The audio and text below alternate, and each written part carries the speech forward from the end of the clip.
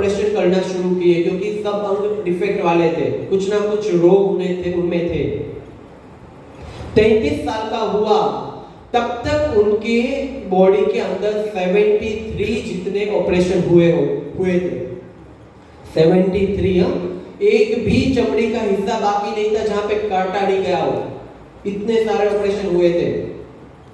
एक kidney work नहीं कर रही थी, एक कान चल नहीं रहा था, एक आंख से दिखाई नहीं दे रहा था,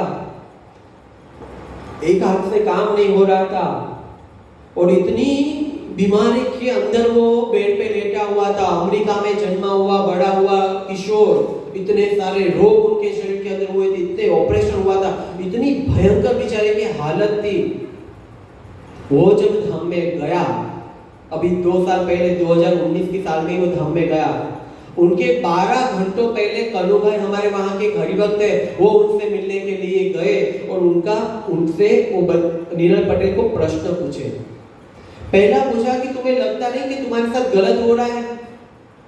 किसी किशोर में नहीं हुआ और तुम्हें इतने सारे रोग हुए, तुम्हारे साथ गलत हुआ, तुम्हें नहीं लगता है? तब वो बोलता है कि मेरे साथ कुछ गलत नहीं हुआ है। मुझे प्रतीति है क्योंकि भगवान स्वामीनारायण, प्रभु स्वामी महाराज और महंत स्वामी महाराज मुझे इस जन्म में परिशुद्ध कर मुझे अक्षरधाम की भेंट करवाना चाहते, इसलिए मुझे इतनी बीमारी उन्होंने दी है और इतनी कम उम्र में मैं धाम में जाऊंगा। मुझसे भाग्यशाली और कौन हो सकता है? वो बोले कि तुम्हारा एक हाथ भगवान ने ले लिया, एक पैर ले लिया, एक आंख से दिखाई नहीं दे रहा, किडनी फेल हो चुकी है। तब वो बोलता है कि भगवान ने सही किया है, मेरी एक आंख सही सलामत है जिससे मैं महंत स्वामी महाराज के दर्शन कर सकता हूँ, एक हाथ काम करता है तो उससे मैं माला कर सकता हूँ, एक कान अच्छा मैं उससे भगवान की कथा सुन सकता हूँ। और फिर उन्होंने पूछा कि तुम्हें लगता है महंत स्वामी महाराज तुम्हें अक्षरधाम ले जाएंगे? वो बोलता है कि मेरे जीव के अंदर मुझे प्रतीति है महंत स्वामी महाराज मुझे अक्षरधाम की भेंट करवाएंगे।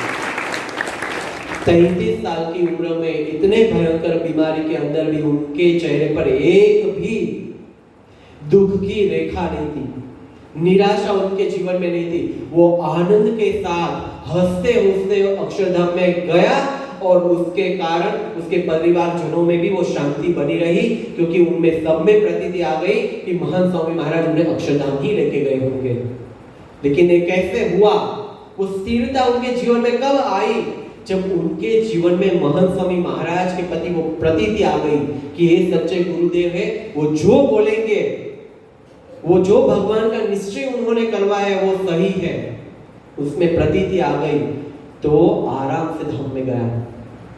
हमारे सेलवास के हरिभक्त आशीष भाई साहेब बहुत ही बड़े हरिभक्त है, बहुत ही बड़ी उनकी एक फैक्ट्री वहां पे चलती थी। एक सुबह वो गए, देखा पूरी फैक्ट्री उनके आंखों के सामने जल रही थी, पूरी फैक्ट्री का धुआं हो गया, सब राख में मिल गया। कोई इंसान जब अपने आंखों के सामने पूरी फैक्ट्री का राख होते हुए देखेगा कैसा होता है, उसकी हालत कैसी हो जाती है?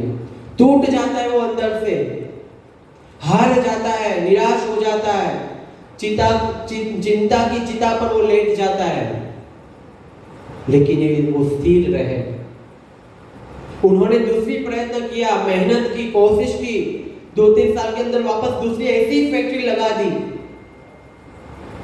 और फिर एक सुबह गए, फिर से उनके आंखों के सामने उनकी दूसरी बार की गई फैक्ट्री भी धुआं हो गई, पूरी राख मिट्टी में मिट्टी मिल गई। दूसरी बार जब ऐसा होता है ना तब इंसान पूरी तरह से वो टूट जाता है। वहां उनकी पूरी फैक्ट्री जल गई थी, पूरी राख हो गई थी, करोड़ों रुपए का नुकसान हो रहा था।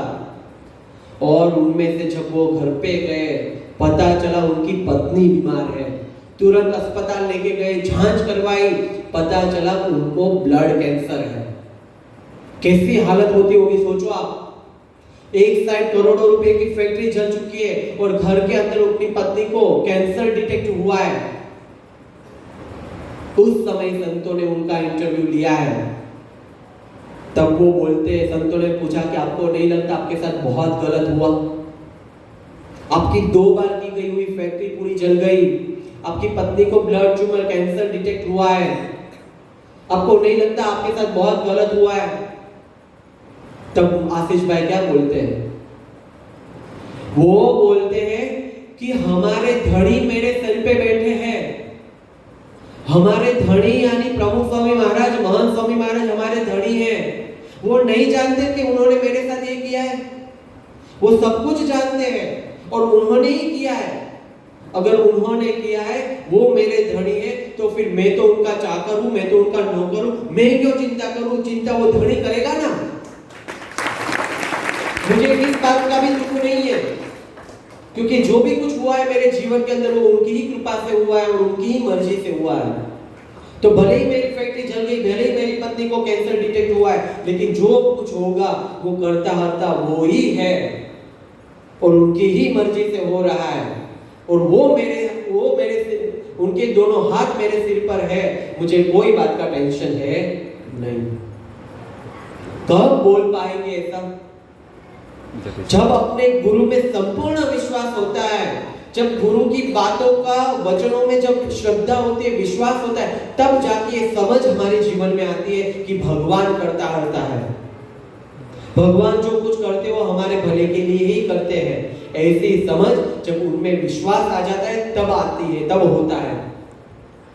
तो ये हमारे सत्संग के अंदर जीवन ऐसे हरिभक्त है जिनको प्रमुख स्वामी महाराज और महंत स्वामी महाराज में ऐसा विश्वास आ गया और उसी विश्वास के कारण आज उनके जीवन के अंदर वो समझ है, वो ज्ञान है और उनके जीवन में वो स्थिरता है, वो सुख और शांति बनी हुई है। ऐसे गुरु की प्राप्ति हमें हुई है जिन्होंने हमें यह बातें सुनाई है, यह भगवान का निश्चय करवाया है और ये दिव्य सत्संग की भेंट दी हुई है। इस साल हम प्रमुख स्वामी महाराज का शताब्दी महोत्सव मनाने जा रहे हैं। ऐसे